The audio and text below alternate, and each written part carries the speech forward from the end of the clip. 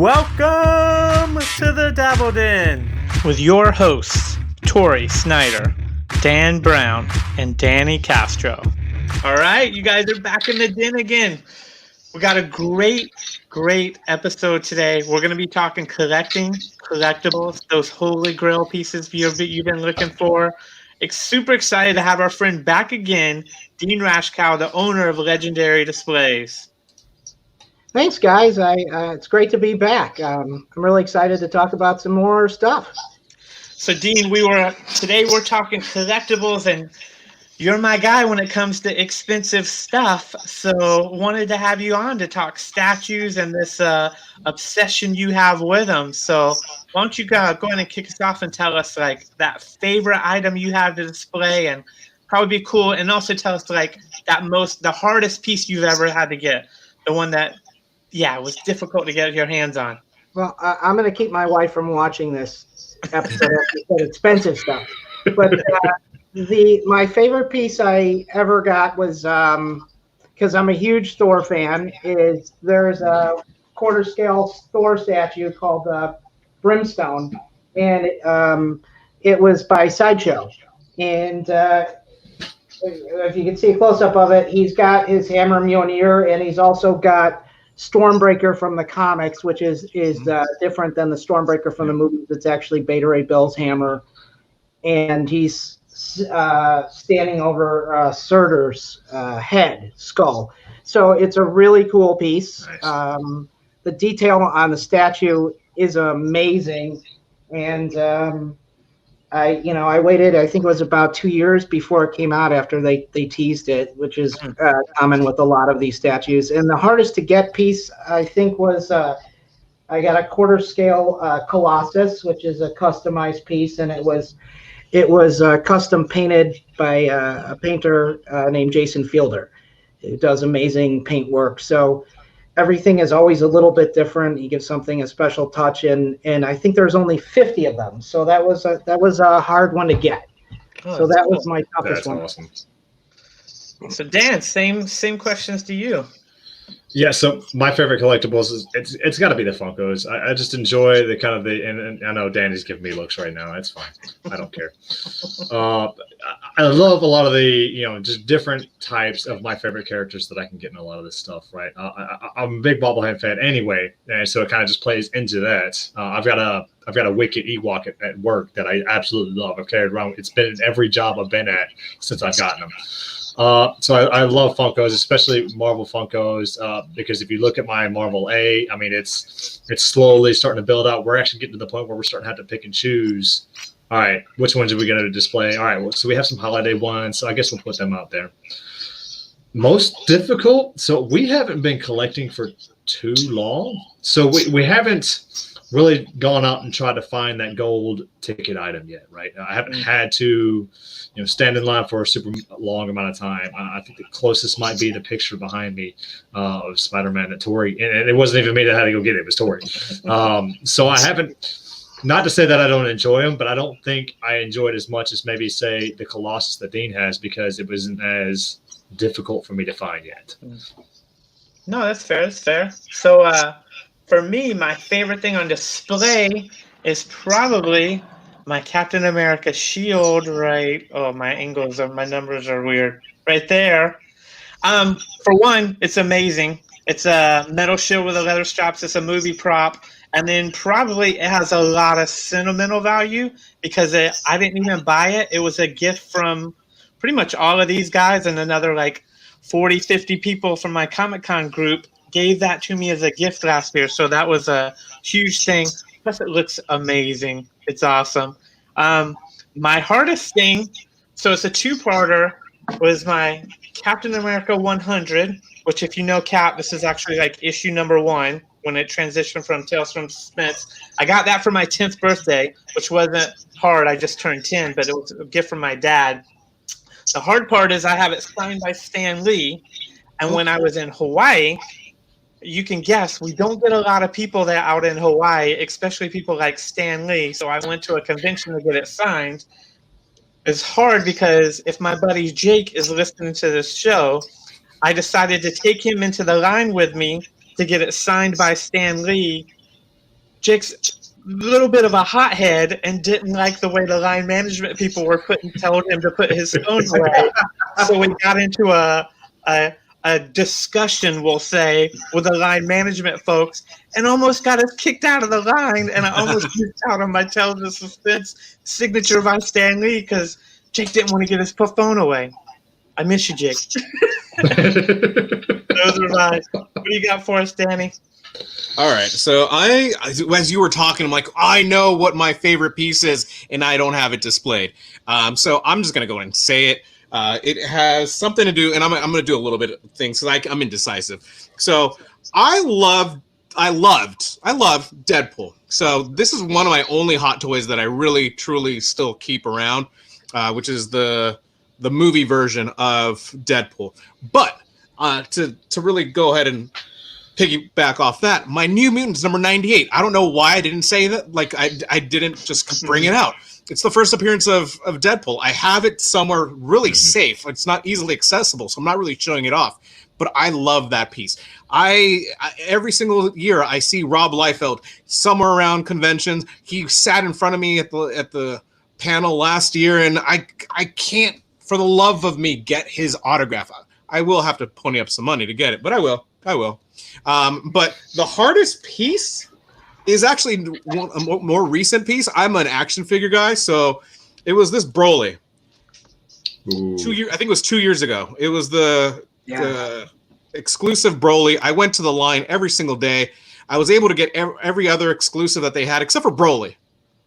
I don't know why. I couldn't get him. So I actually had to go and do what I don't like and had to go on the secondary market, whatever. But I have two other pieces that are kind of funny. These two guys right here, the Comic-Con exclusive Whis and the Beerus. I don't know if you've ever heard me talk about the stories about one of these guys. I went and bought one, and then it disappeared. I literally had an empty box. And I don't know if you've ever tried to go ahead and say, hey, to a booth at Comic-Con with an exclusive and say, hey, and try to say, hey, I have an empty box. Where's my pop? It was ridiculous. They gave me the replacement. I don't know how or why, but they did, and I'm very happy that they did. So that was the most interesting story about this little guy, and I love it. It's a nice piece. This one, on the other hand, I don't know. Last year there was a line, people rushing. They shut the booth down for Whis. I was able to get it 5 minutes before that craziness happened. I'm excited that I got him. I didn't have to get hurt. Nobody flipped me over, anything. I came out safe. But my favorite of all piece is actually a pop. Who would have known?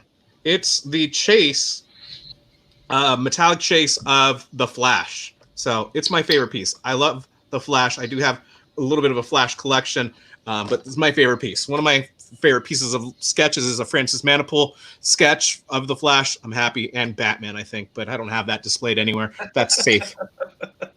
Nice. I think I told you guys before, like, if you go to these big conventions, you need to make friends because you're not going to get all the stuff you want on the exhibit floor otherwise. So you got to divide and conquer, make some good friends, and then you guys are all reaping the rewards. So I've pretty much received something from every one of these guys and then given them something in return. So that's just the way it works. Yep. So, Dean, the reason we wanted to have you on is, so I'm obviously a collector. You can see I got a ton of Cap stuff. I'm more of the quantity over quality, I guess. I have one hot toy. I much prefer like 70s small stuff, like the older school. You know, if you give me a Happy Meal Cap motorcycle from the 70s, I probably like that better than a hot toy. I want to have you on and talk statues, and like, I don't think everybody listening to the shows really understands how much work, how much, you know, the wait period, the cost on statues. I know they look dope. I mean, like, you got an amazing cases and displays behind you. Why don't you tell us a little bit about collecting statues? Okay. Well, first of all, that little McDonald's toy is probably worth more than a statue now. So one of those in good shape. We all want our childhood, so that's why don't discount the price on those. But I really started collecting statues because of the the detail that goes into them. I started off with Marvel Legends. I mean, a long time ago with Migos, but collecting was Marvel Legends, and they've got a decent amount of detail in them. And so I wanted to display them, and then they didn't display that great. So I was like, these are so much more detailed. And then you move into the Hot Toys. And the first time I got a Hot Toy was I was looking for something for Christopher Reeve on eBay, and I saw this photograph of Christopher Reeve as Superman, and it was $250. I'm like, why is this picture $250? This is crazy. And as I'm looking through the pictures, I'm like, this is a figure, and it looked like a portrait. And I was like, oh man, I gotta have that. And then you started moving into the statues, and that's such a big field that's grown over the last probably 10 years. That's where Sideshow comes in, which is they sell a lot of higher end, they sell the Hot Toys, they sell the statues. And what makes these so desirable is not only the detail in them, but most of them are limited. What's happened is I started off with, I think the first statue I ever got was the Hulk Wolverine, which is right behind me. That's by Sideshow. That's about, I don't know, about 2 feet tall, and it weighs about 30 pounds. They come in these different sizes, which is 6 scale, quarter scale, and that's based on if the guy were 6 feet tall. So if it's 6 scale, it's it's 1 foot and so on. And quarter scale statues are really popular. And then they started coming out with these Colossus statues, which were 1/3. I had one before, the Hawkman. It was 41 inches tall. I think the thing weighed about 75 pounds. And one of the things about it is with the statues is you got nowhere to put them. So that's why I have cases designed. I did is so you have a place to show them off. They range anywhere from an inexpensive one is probably about $300 for an inexpensive statue up to I think the most expensive one I've seen that was like on Sideshow was about $2,900, and they sell out so quickly. There's such a wide variety of characters that they put in. The majority of them, though, is your staples, your Batman, your Superman, Spider-Man, because those are the most popular. And once in a while, they'll come out with some other characters. But the great thing about them and why you put so much money in them is, like I said, you're not going to get that detail on anything else. I mean, I grew up a Mego kid, but again, it's like looking at a portrait at some of these. And you're looking at, an atlas when or you're looking at every muscle in the body you can see. And it's just unbelievable. And the amount of time that goes into design these things is amazing. And people love showing them off. So how many mainstream companies are there that are putting out like these licensed stuff? Well, Sideshow is the biggest distributor in the U.S. of these, so most people get their stuff off of there. So there's a company called Prime One. There's one called Iron Studios. Those are two of the bigger ones that people get from, and they're getting it through Sideshow. Although you can order it direct from the company. And then there is XM, which used to be sold in the U.S. and they're licensed overseas, but they make a really popular line of figures, so people still buy those. And those are, I think, the 3 biggest ones there are. But so are Hot Toys like the gateway drug then? Yeah, that's exactly right. I tell people that all the time that you get into these Hot Toys, and like I did with the Superman, and then you're like, well, I like this character, but he's not out, and he may never come out. So, and then you're like, oh, I'd like to see him fighting another character. And so then what you'll do is you'll find somebody who can sculpt it, or you go on a group that's got the same likes as you, and you find sculptors, and people come out with very limited amounts of these. I think with me, as we've well established in previous episodes, I'm pretty impatient. So I don't know about being horror. Like Danny, could you like? I know the lead time on these is like years sometimes. Are you? Yeah. Could you like if you found that? So you got a Daredevil. I'm not Daredevil. You got a Deadpool hot toy. If there was an amazing Deadpool statue, could you hold off, drop the money and hold off and wait like a year or two for it?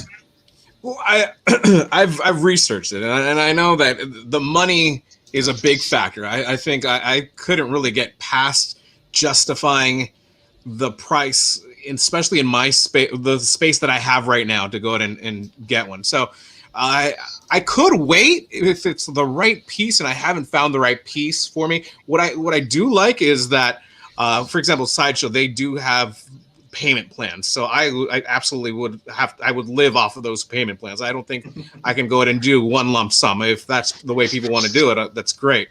But I think because of the payment plan system, it helps mitigate the waiting a little bit, the amount of time you're waiting, because you're like, okay, I haven't even fully paid for it, so I can keep waiting and waiting and waiting. So that waiting game is, I can do it doing that. It just has to be the right piece. I haven't fully invested in stashed shoes. I don't have one. The first one that I was going to do is, I think it was like a 4-foot Doctor Doom one is the one that really caught my eye, and I was never able to pull the trigger on that one. And then there was a Sentinel, I think, that I saw that I really wanted. So mine would definitely be a Marvel one, and it would have to be an iconic villain. I think I would have to start off with villain, or it'd probably be a villain. And Tori, a question for you. Like, I know, so like we talked about the shield, right? As we all gave it to you, and it was one of those pieces that you said you never would have bought that yourself, right? It's just, again, not in your wheelhouse, right? But now that you have it, right? And we did have to wait a while before you got it in hand, I think. Yeah. I can't remember how long it was. It was months after the con when you finally posted in the chat. We were all excited for you. But after having it, right, you got it on the wall now. It is one of your favorite pieces. Like, does that change your mind a little bit towards maybe venturing into the higher price, longer weight items? No. I mean, I love it. And then part of the reason I love it is because, you guys gave it to me. And then also, besides the shield, you guys always also gifted me the Captain America in-game hot toy that, you gave me a picture of. That was July last year. Still. Yeah. I don't get it until like January next year, which it gets pushed back. If you guys remember, when you gave it to me, I had a full head of hair, and it was no, I can't. It's the weight and then the cost for me. It's just definitely. Yeah. I can understand Danny with the space, and then once we get him to move out here to Texas with us, that won't be an issue anymore. But space isn't an issue for me now. I got a lot of space. I've filled it up quite. I'm just more, I like the hunt for smalls. I'm on Mercari and eBay almost nightly, scanning for vintage, like Captain America or Red Skull items. It's just my thing. I like the hot toy I got. Like Dean said, I probably, he's super posable and everything like that. I got a legendary display. He looks great in there, but I'm never going to move him again. Because I'm terrified. That was a hot toy, not even a statue. Like trying to put the shield on his arm, I thought for sure I was going to break that thing. And I decided right there, I am never touching him again. Yeah. But that's me. I'm like, and then I am so cheap. I'll say frugal. Yeah, I can't do it. They look amazing. Danny needs to, what it does is, even with the small space he's got, if he had some legendary display cabinets with risers, then he'd be able to put turns into. Out, Right? Yeah, you're right. Levels, risers, that's you need to do. I love looking at the statues. I appreciate them for what they are, what they can be, how they would look in my house. I guess I have to invest in a legendary display and feel like I need to fill it in then. But they're amazing. You're right. The detail to it, they are great. My hot toy, the one that I do have, hot toys are great to look at, and I would collect more. Is just I'm afraid that I'm gonna break them, because I know that when you swap out the hands, had my Hawkman statue when it first came in, and it's really heavy piece. So I'm putting the wing into the back of Hawkman, and it takes forever. You got to stand above it and they make it so it's not easy. I needed to get some WD-40 or something. And so I go to take it out, and I hear a pop. Oh. And I'm terrified. So it comes out, and then I go to put it back in, and it won't go back in.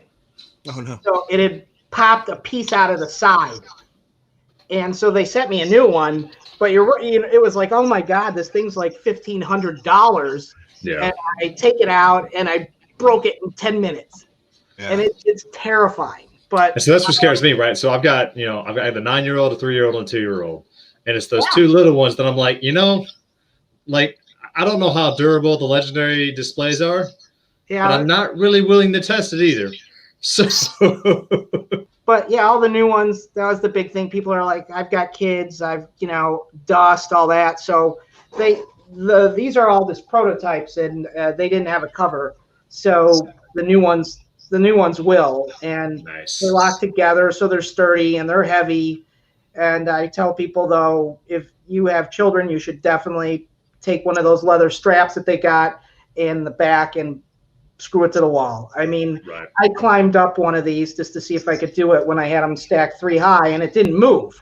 But they're about 80 pounds a case. So you have to really tug on them, but I would not want anything to happen to a child. So I would always say lock them together if you have more than one, and definitely anchor them to the back of the wall. We talk about, we have a lot of good stuff, and we want to display it in the right way. And, each of us in the video cameras you have here, we have different things displayed. You have your display cases. We have art on the wall, shelves put up. Again, it goes back to, we collect this kind of stuff, but we also want people to be able to see it, right? Right. I sit in my work meetings, and they see what's behind me. Everybody knows I'm a Marvel fan. It's kind of hard to see what I have and not expect that to happen. And so, it's just one of those things. I enjoy that we've got some quality pieces, and that, companies are really looking to make quality pieces and sell them out to people, whether or not you're going to spend $1,200 on a statue, or even just like the legend figures like we were talking about. Well, someone told me that I hadn't really thought about it, because I've been collecting these now, and I gave him a case, and he did a review, and he goes, the nice thing about these cases is that so many people will spend, they'll buy $1,000 statues. They'll buy 20 of them. I know people that spend 20, 30 grand a year or more on these things, right? And they go, well, they're putting them on cheap cases from, IKEA or something else. A dining room chair. Right, or the dining room chair. And I'm like, you could have an inexpensive piece, put it in a nice case, and people will be like, oh, that's really nice. Where'd you get that? Or so it helps everything look good. I don't see the cases as just cases. I see them as another purchase, like another statue. People right now, though, they see it as, I could buy two statues for what I get that case for. Yeah, and if you look at collections, you go on Facebook groups, you'll see people that have literally hundreds of statues, and they're just stacked behind each other. And at that point, to me, it looks like clutter. Yeah. You can see some people, I've seen it, that they're doing their video. They're very proud. They've got a whole room, ceiling to shelf filled, and then the floor. And they only have enough room just to walk in there. And they're like, look at this in my collection. They've got like 50 grand in stuff on their floor. They can't even walk in. And I'm like, this is how you want to show this stuff off? You spend this money, and it's like, look at that. I can see the tops of the heads of these statues. Or I can lay down on my side like this and look at them. They can't even get in the room. And then they go, but I don't want to spend any money on a case. Oh, right. Okay, that's up to everybody. Yeah. But we I know they're expensive, so we have payment plans. It's like Danny said, and payment plans are used, especially in this economy right now. People need payment plans. Well, guys, I think it's gonna about wrap us up on that. But we just want to transition into the next segment, talking about gems. Gems of the week. And so, Tori, what do you have for us? So again, I'm going back to the foreign movie well, but I'm leaving going to a different continent. This time I got it's 2 movies, It's Night Watch and Day Watch. They're Russian. I don't want to say horror. Probably the closest thing I could go for is Constantine. With Keanu.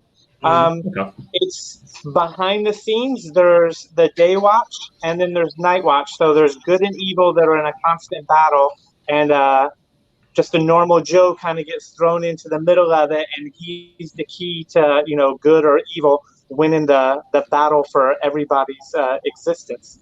Great movies, really good. They came out in 2004, 2006.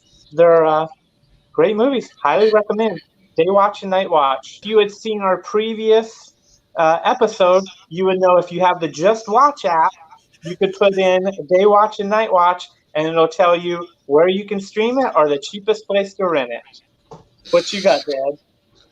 So I got a TV show that we constantly have on repeat around the house. Again, go back to the sci-fi roots. I loved the Sci-Fi Channel growing up, and one of those sci-fi original series was Eureka. Came back in I think in like 2006, ran for about 5 seasons. It's about this normal sheriff who ends up taking the sheriff position at a very high-tech secret genius town where everybody's a genius, everybody's got an IQ like up there in the triple digits, and he comes in and has to help solve some of the weirdest problems you'll ever see.